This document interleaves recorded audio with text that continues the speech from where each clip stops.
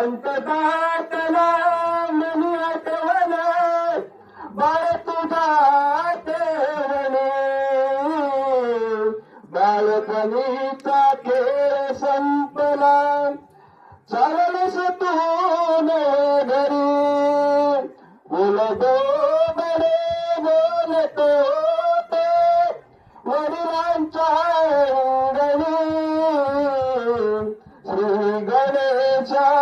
गिरवितो ते हात तुझा धरणी जाई जुळचे फुल फुलले होते माझ्या अंगणी आज समर्पित